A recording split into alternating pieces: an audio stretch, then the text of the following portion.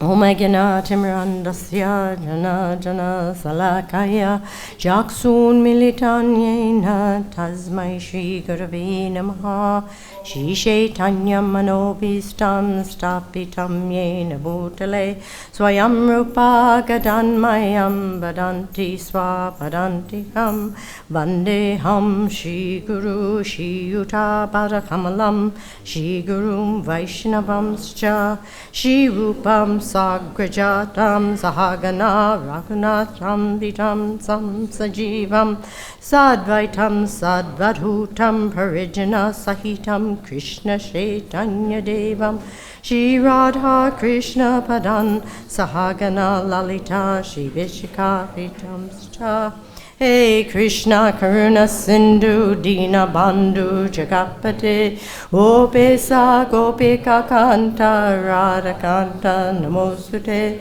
Tapta Kanchana Gaurange Radhe Vindavaneshwari Vishabhanu Pranamami Hari Priye Panchakapa Dhruvyascha Kripa Sindhu Bhaivacha Patitanam Bhavanevyo Vaishnavevyo Namo Namaha Shri Krishna Chaitanya Prabhu Nityananda Shri Advaita Gadadhar Shivasadi Gaur Bhaktavinda Hare Krishna Krishna Krishna Hare Hare Hare Rama Rama Rama Hare Hare Jai.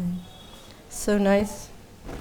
We're here in Vrindavan, and that you've all come out to hear the Bhagavad-Gita spoken by Krishna in an assembly of such nice devotees. Thank you all who've come. Such a wonderful opportunity we have to come together. This is one of the blessings Srila Prabhupada gave us, is that we can come together and become enlivened by these teachings. And Vrindavan is where spiritual activities are magnified. So the activities of sitting here and listening and speaking and is going to be magnified for us. And I pray that we all get benefit from this class. This is a great act of virtue for the devotees who are here. That it's a character that you've come. Thank you so much. So we are studying in chapter 2 of Bhagavad-Gita, verse 50. And do you all have books? You have books, okay. Buddhi yukto jahati ta Ume sukrita duskrite Tasmad yogaya yutyasva Yoga karma su kolsalam Buddhi yukta one who is engaged in devotional service. Jahati can get rid of. Iha in this life. Ubhe both. Sukrita duskrite good and bad results. Tasmat therefore Yogaya, for the sake of devotional service. Yujasva, be so engaged. Yoga, Krishna consciousness. Karmasu, in all activities. Koshalam, art. Translation and purport by His Divine Grace A.C. Bhaktivedanta Swami Srila Prabhupada. A man engaged in devotional service rids himself of both good and bad actions, even in this life. Therefore strive for yoga, which is the art of all good work. Since time immemorial, each living entity has accumulated the various reactions of his good and bad work. As such, he is continuously ignorant of his real constitutional position. One's ignorance can be removed by the instructions of the Bhagavad-Gita, which teaches one to surrender unto Lord Krishna in all respects and become liberated from the chain victimization of action and reaction, birth after birth. Arjuna is therefore advised to act in Krishna consciousness, the purifying process of resultant action. So Arjuna, who's had this crisis, he was so qualified in so many ways, but on the battlefield, right before the battle, he had a whole dark night of the soul that manifested itself. And so he's turned to Krishna. And one of his concerns was the sins that he might incur by fighting in the battle. And so Krishna is teaching him this higher concept of devotional service. Because in bhakti-yoga, through so many lifetimes, we've borne the burden of simple activities. And because of our attachment to the results, it's bound us up into this material world. And so there's two things that happen when we commit simple activities. There are two things, two seeds that actually are planted. The first one, like a seed, is planted in the earth, and it takes it, water it, and after some time it sprouts up and becomes maybe a weed. And that's the reaction. And so a lot of times we're seeing people suffer reactions, and maybe they're very young and they've never had a chance to create that simple activity. But we can understand from previous lifetimes, they've created some activity that now this seed fructified into the reaction. And we learn in the Srimad Bhagavatam that there's different reactions that are obviously simple karma, like bad legal affairs, madness, poverty, things like that are definitely due to simple activities from previous lifetimes.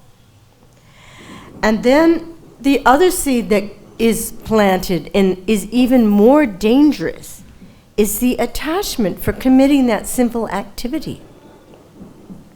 And so the problem is then when that fructifies, when the living entity is in the right environment with the association that encourages that simple activity, that desire to create that activity will fructify again.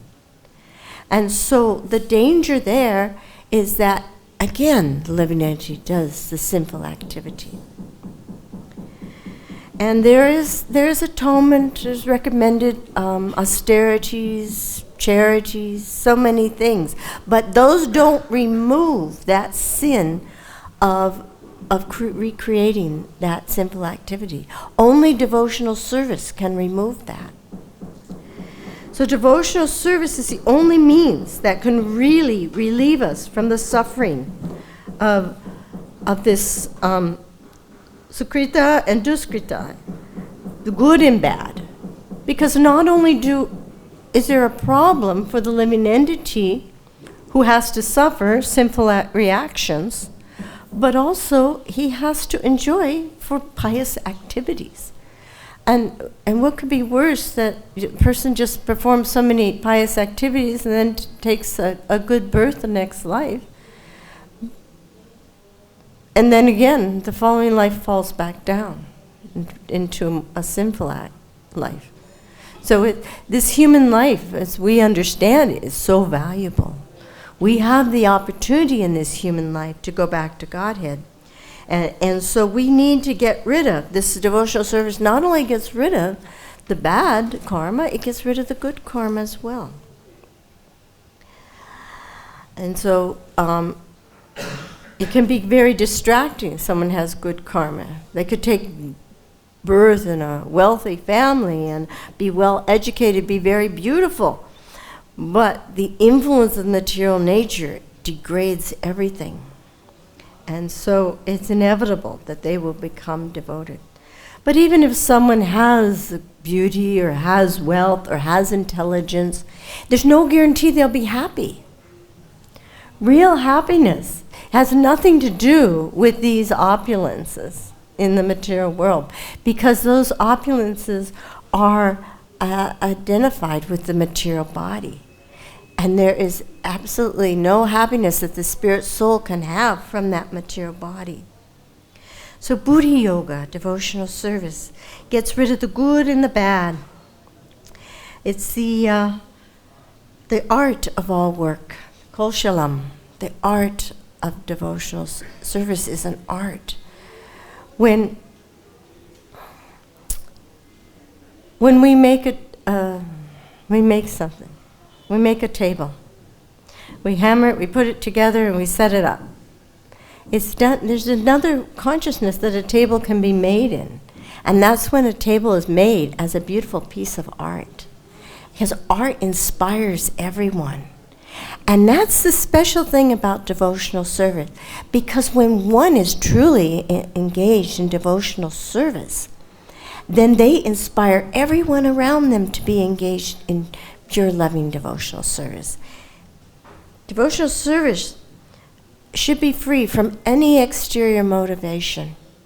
We find that, and it says in the Bhagavad-Gita, that people come for 4 different reasons. One is that they're trying to relieve themselves from the miseries of this material world.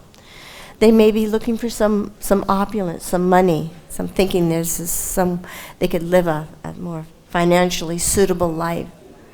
They may come because they're looking for some knowledge.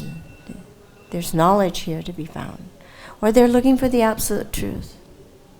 The thing of it is, we all come for maybe a combination of these reasons, or maybe one of the reasons, but there's a certain point in our spiritual life when we get tested very, very strongly.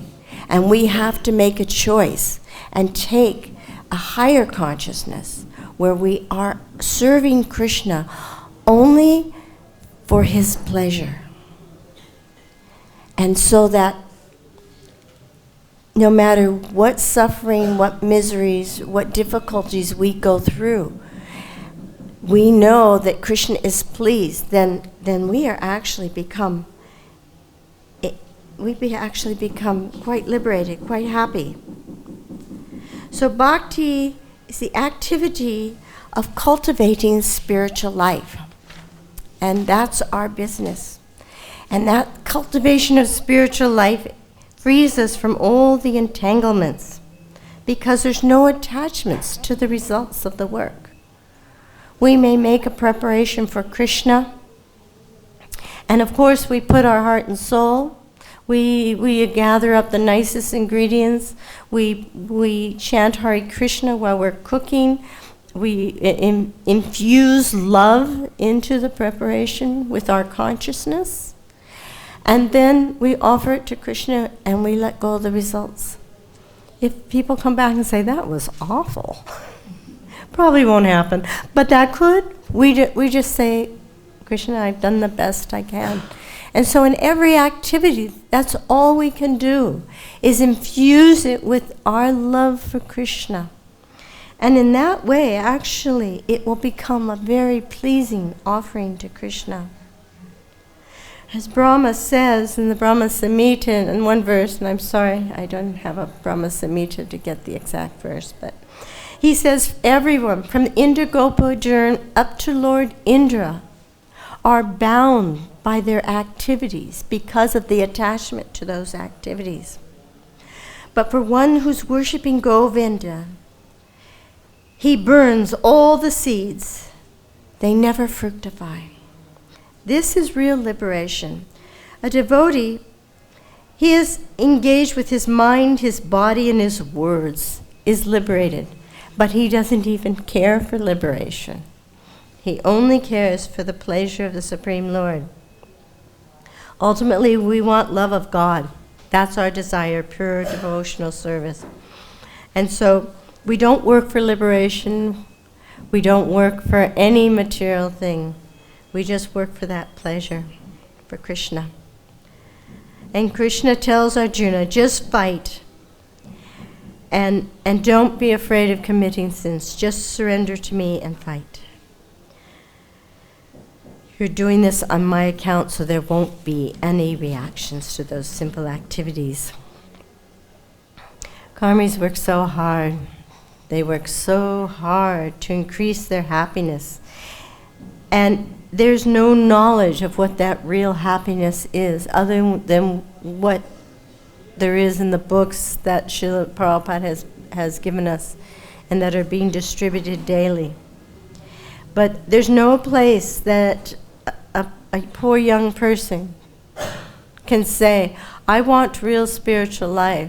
I want really the right thing to do. There's no university, there's no place other than what Krishna consciousness is offering. So it doesn't matter how rich or how beautiful, how intelligent or how strong. They will try to increase these opulences and become more and more frustrated in their lives. So a devotee understands that we all have a certain amount of pleasure and pain that's due to us in this lifetime. And so devotee says, fine, whatever that is, I will just work for Krishna and not work for my pleasure or trying to relieve my pain. When Vasudeva, he wrote the Vedas, they were primarily directed for karmakanda activities, so that people knew how to negotiate their way through the material energy to increase their condition in life, to make it better.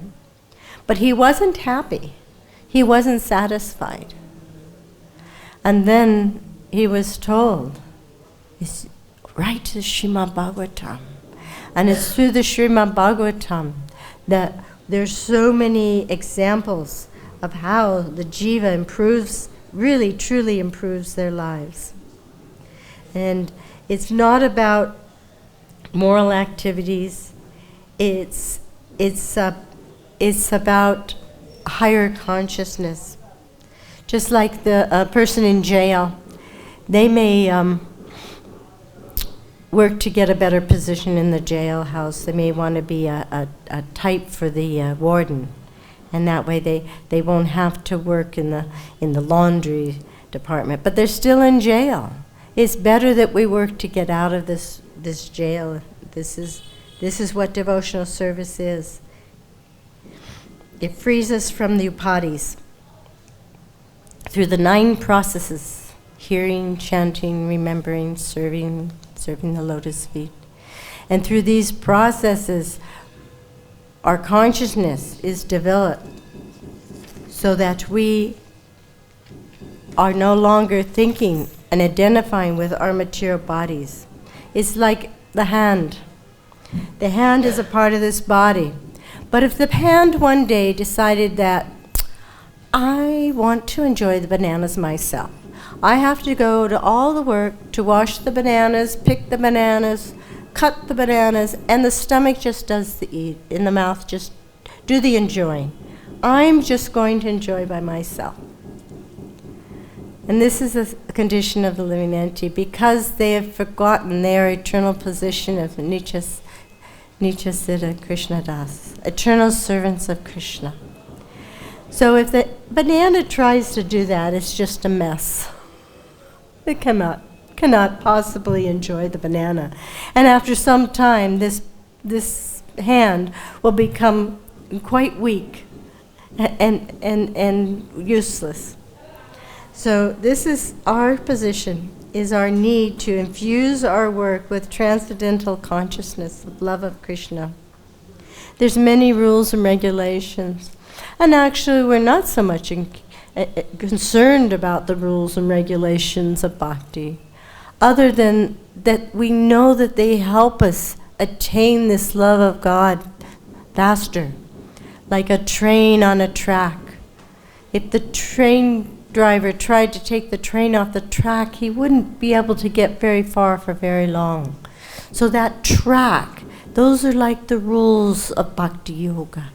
And we stay on those tracks as carefully as possible so that we can get to pure loving devotional service as soon as possible. This is the art of devotional service, harmonizing everything in devotion to God. It's such a problem in the world today that the people who are running the world are running it in a mentality of lust, anger, greed, envy, so many bad consciousnesses. And consequently, there's so much suffering in the world. And they don't know that the real solution is this chanting of Hare Krishna, Krishna Krishna, Hare Hare, Hare Rama, Rama Rama, Hare Hare. People are living and acting in this bodily conception of life, breaking the laws of God, and suffering is due to people looking for happiness through ignorance. It's so unnatural environment. So this is our responsibility as devotees, is to spread this movement in every town and village, to everyone we meet, to give them a little part of Krishna consciousness. It's not that we blow them over with an intense lecture on how they need to surrender to the Supreme Personality of Godhead, but that we, with our character, by living proper lives, that our character will attract people to Krishna consciousness. And people will want to take up this process. They will see, oh, there's something different about you.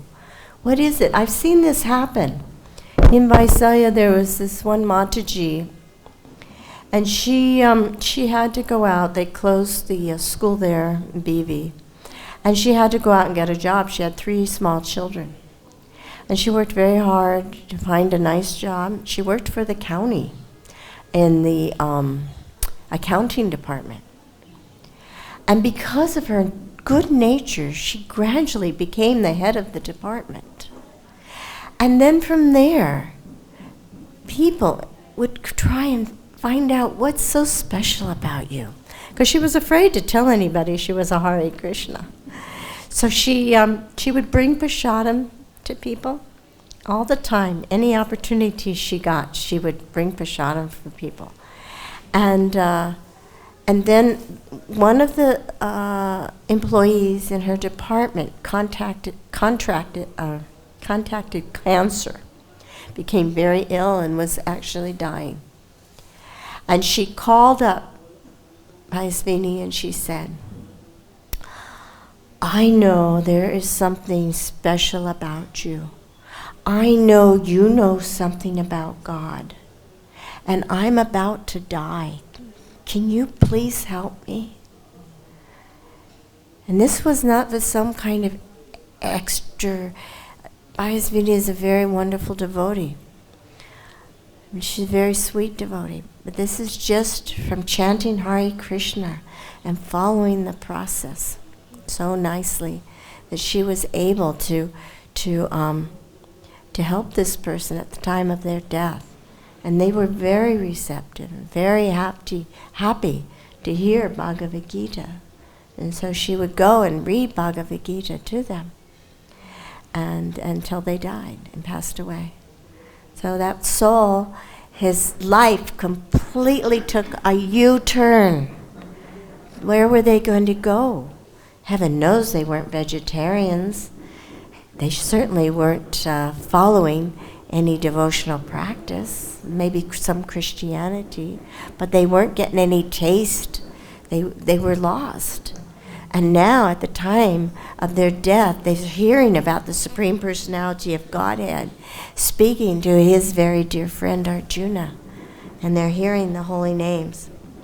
So this is our Dharma, our Sanatana Dharma, is being eternal servants of Krishna. And in doing that, we're helping Krishna's lost devotees, the ones who haven't realized it yet. Srila Prabhupada said they're out there. They're on every corner. We just have to find them. And it's so simple, with a smile and a kind remark. And just carry a little book with us wherever we might go, that we could share this special process with someone. It was so sweet when Srila Prabhupada was chanting in Thompson Square Park. There was a young girl who wrote him a letter. And she says she went to the park and she saw the Hare Krishnas chanting. And at first she thought they were very crazy. But then she started talking to some of them. And she realized they were very sincere people. And they really believed in what they were doing. So she tried chanting with them. And before she knew it, she felt like she was walking on clouds. She felt so wonderful. And so she followed the Hare Krishnas back to the temple. And she heard that Srila Prabhupada would be giving a lecture the next morning. So she came the next morning and she listened to this lecture.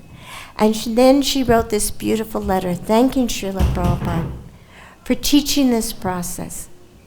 And teaching this process to relieve us from all this material contamination, material attachment, because it just causes misery and suffering.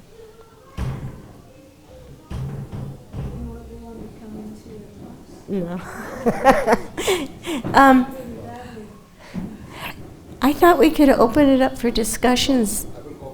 Oh, you can open this door and tell them. I thought maybe we could open this up for discussions about ideas about spreading Krishna consciousness. And what you do, because I know you all are anxious to spread, because we can't keep it to ourselves. Actually, if we keep it to ourselves, we'll become envious. But if we spread it, our knowledge increases the more we spread Krishna consciousness. So I wanted to open it up for ideas and thoughts on how, as just individuals, not as big book distributors and out on a traveling Sankirtan party. Most of us are beyond that point in our lives now. But in which little ways. Yes, Radha.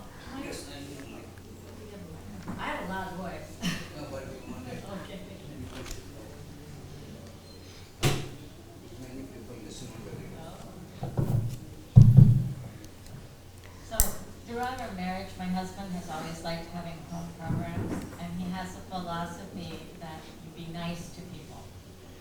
Just be kind to people. And it's amazing how much people are hungry just for a kind word, or, I'm glad to see you, or something like that. And it opens their hearts so they actually can accept the knowledge.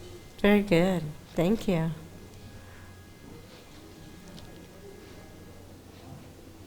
Correct.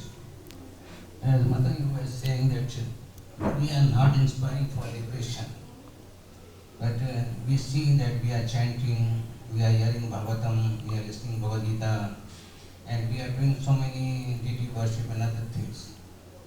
For whom we are doing all this? We're doing this for the pleasure of Krishna and the spiritual master.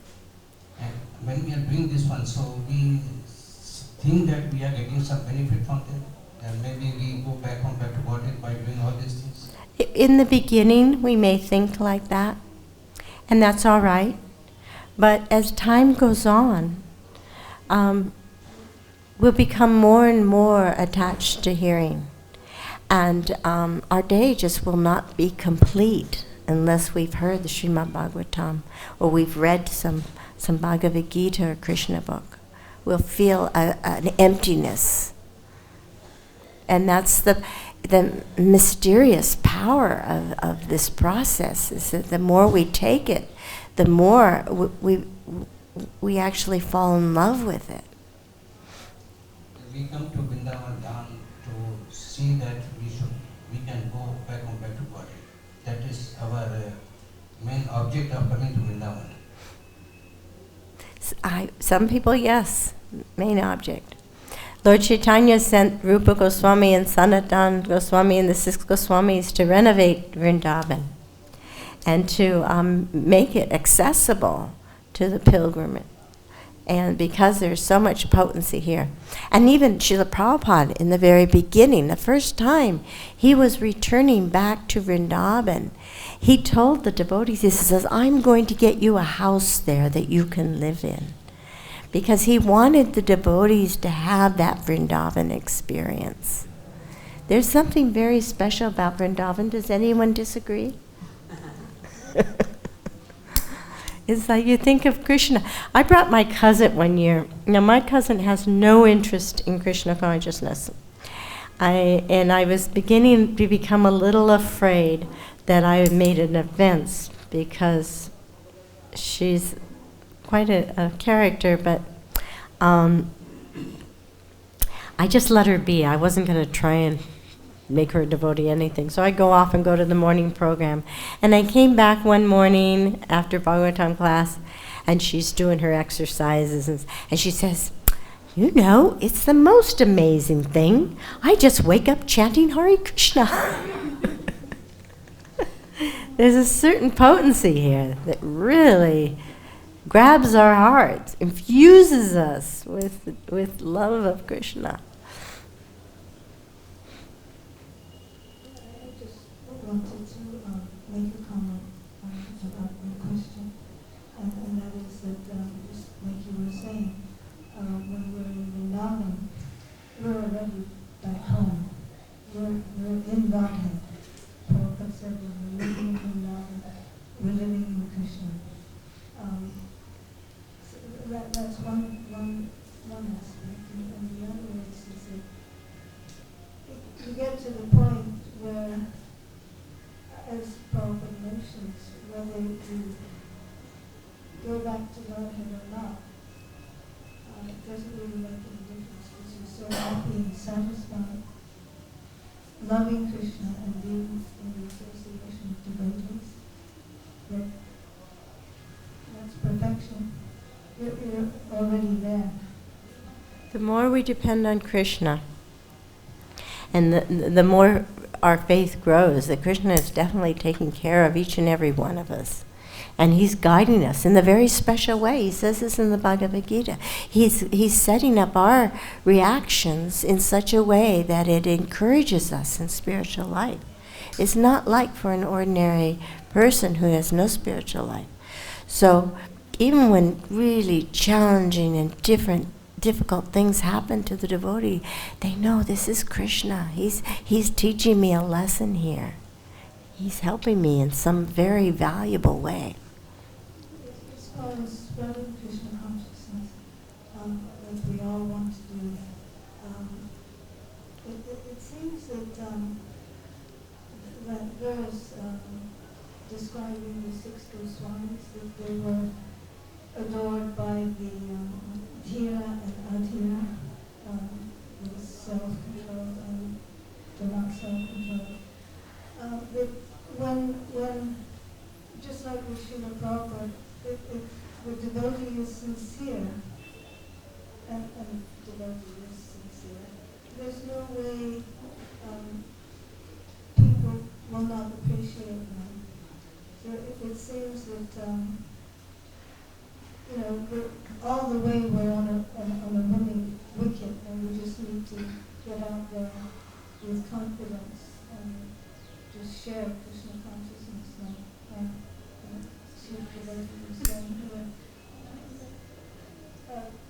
Even the demons feel and appreciate the warmth of the sun. So Krishna consciousness is so natural, and like you say, Prabhupada said, there's devotees on every corner of the world is waiting for Lord Chaitanya's movement. Yeah, thank you. Anyone else?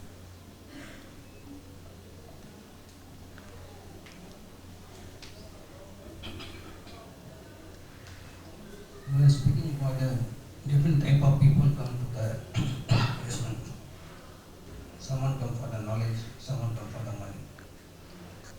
who come for money, they get everything what they want. Then they are very far from Krishna consciousness. So why is that Krishna is giving them money and making them far from it? Let's see, I have a story for that question. That Narada Muni came to see Lord Vishnu one day, and people were coming to him and praying for different things. Someone came and prayed for a great education. He gave it to him. Someone else came and asked for a lot of money. He gave it to him. And then a devotee came and asked for pure love of God, and he said, wait here. And then somebody else came, and then another devotee, and he said, wait here. And after a while, Narada Muni said, oh, you're just giving all these benedictions to all these people who are asking for material things, but you're making the devotees wait. Why is that? And he says, because when devotees have pure love of God, they own me. They own me. I have to make sure they really want it. And they're not after something else. And that's our process. Our process will show what our desires are, our true desires. We have to have introspection and be aware of what's going on in our consciousness. We have to be conscious of what we're thinking when whatever we're doing.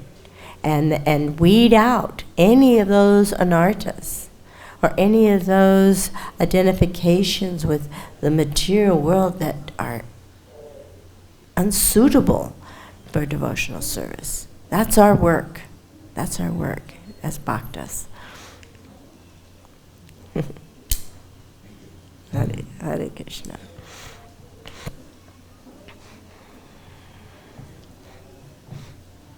Thank you so much, Mataji. That was wonderful. Wonderful. When I first came to ISKCON many years ago, I came for a while and I would come to the Sunday feast program, and then I would come to the dinner program, and then I discovered at one point I liked one side of my life a whole lot better than the other, so I gave up and moved in. But asking about how we spread Krishna consciousness, my service, my assigned service is all in the temple. I was never a book distributor or anything, and because of my situation in life, I have a lot of people that I associate with who do not know I'm a devotee. But what I do is I distribute prasadam. And you mentioned this when you were talking about the Lady of the Three Rivers. I have some women's groups I go to, and every week somebody brings cookies or whatever, and I don't eat them because who knows what's in them. Exactly. But I try to every 6 or 8 weeks I volunteer. I'll bring the cookies. Oh, good. Alice is going to bring Alice is my name. Yeah. My given name. Alice is going to bring the cookies. Probably the best cookies. And I don't make anything special, but everybody goes crazy. And it's prasadam. Yes. And so that's how I try to do it. Wonderful. Because that's the one thing I can do. And once in a while somebody, they know I'm a vegetarian, they know I don't do a lot of things, and once in a while someone will ask. But I think Radha's husband has it, just be nice. Yeah. And if we exhibit the qualities that we develop once we become a devotee, people are attracted. And ultimately, of course, Krishna is the all-attractive, so we just hopefully can reflect a little bit of that. And thank you. Thank you very much. That's so true. And just on the subject of being nice to people, I was listening to one class by Bhakti-yoga Maharaj. At the end of the class, someone devotee asked a question. It was in Melbourne, where they do a lot of bhakti-vriksha programs. And the devotee asked a question, because he challenged him. He said, I'm here in Australia, and I'm looking around the temple room, and I'm seeing all Indians. Where are the Australians? So at the end of the class, one of the devotees says, you want us to invite the Australians, but how do we get them interested in our bhakti-vriksha programs? Bhakti-yoga Maharaj says, don't invite them to bhakti-vriksha programs. They won't understand. Just invite them to your home and feed them some nice prasadam, He said, you're all Indians, you all know how to cook, make them some nice prasadam and make friends with them. He said, that's the way you make. Don't try and teach them philosophy too soon. Yeah, in ILS this year, Kalakanta Prabhu put on a great seminar about attracting Westerners. And it is a different system. They don't have that ingrained spirituality that Indian people have. Hare Krishna. Hare Krishna. I would like to share one incident. It was in somewhere in Russia or Europe. Bhakti Vigyana Swami, he's a Russian scientist. One time he was with his friend, and his friend was taking shower, and she was singing Hare Krishna mantra, and he was so happy that when he came out, he said, I want to know from where happiness comes. And then he said, I'm chanting Hare Krishna and I'm happy. Then Maharaj became devotee. Oh, so this is before he was a devotee. Yes, yes. Wow. So this is nice that Hare Krishna devotional service by hearing. How, First we have to chant and we have to. So this is the real incident. Hare Krishna. yeah, thank you, Hare Krishna. Yeah.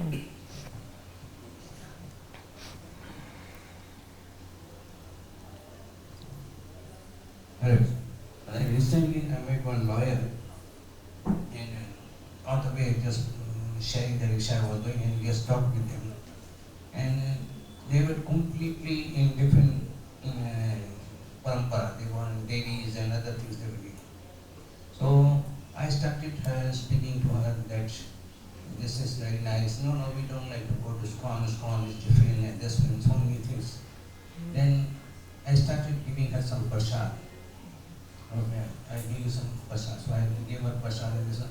Now totally she is converted to ISKCON, and now she doesn't like other things. She said, you have converted me, otherwise I was not able to come to ISKCON anytime, but you have put my whole family to come to ISKCON. So now I take darshan, sometimes she comes for Bhagavad-Gita class, and she has, her husband is in last stage of cancer. She's happy. I just go and give her prasad every day.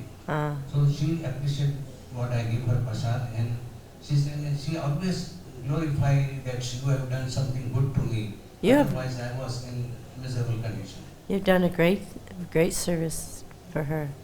Great service. I'm sure Krishna is very pleased. And yeah, sometimes people, they don't have the intelligence to appreciate Krishna consciousness, and they may even react oddly. But sometimes it's through the prasadam. It's so powerful. They don't even realize how it's working. A secret weapon.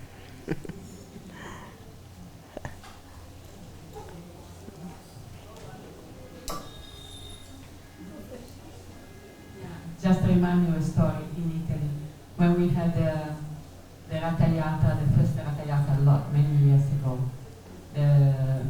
We had the Ratayata in Viareggio, that is the city on the sea, and they always go to the city mayor to ask permit, and he always give lot of trouble. Every time they go, everybody's approved, and he have final approval, and he always say no. So the devotees start to go to him, always bring prasada, and they keep on just bringing garlands and prasada, and he always say no. At the end, he give up, and he say yes. Now he's a devotee. He's having his Saparama Swami is 80 years old now. It was a long time ago, but then he always said that is how he became. I say no. Wow. Prabhupada did call prasada a secret weapon. Yeah.